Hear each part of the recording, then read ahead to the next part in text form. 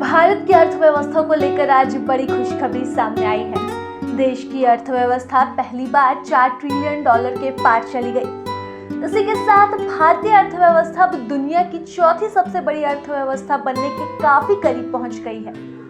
केंद्र सरकार के द्वारा देश को चौथी सबसे बड़ी अर्थव्यवस्था बनाने के लिए रोड मैप भी तैयार किया गया है।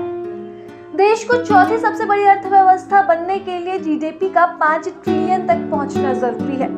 सरकार का लक्ष्य है कि 2027 तक 5 ट्रिलियन की इकोनॉमी देश को मिल जाए।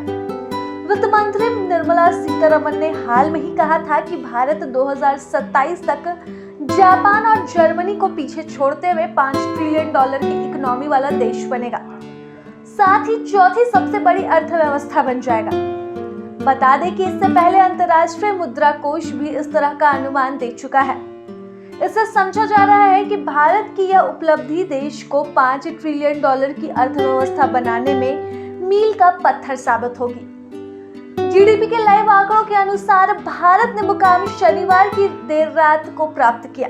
बताया जा रहा है कि देश की इकोनॉमी पहली बार रात 10:30 पर 4 ट्रिलियन डॉलर के पार निकली।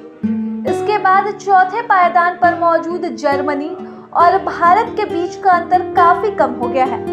बता दें कि अभी दुनिया में सबसे बड़ी अर्थव्यवस्था अमेरिका की है।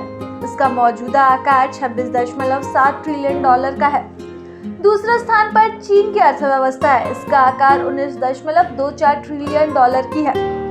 वहीं विश्व में तीसरे स्थान पर जापान और चौथे पर जर्मनी की अर्थव्यवस्था है।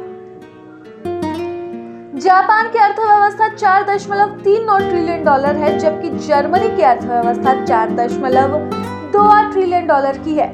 ऐसे में भारत सरकार का दावा है कि उसके रोड मैप के अनुसार 2027 तक भारत जापान और जर्मनी दोनों से ही आगे निकल जाएगा और विश्व की चौथी बड़ी अर्थव्यवस्था बनकर उभरेगा। प्रभातखबर.com, विश्वास वही, रफ्तार नहीं।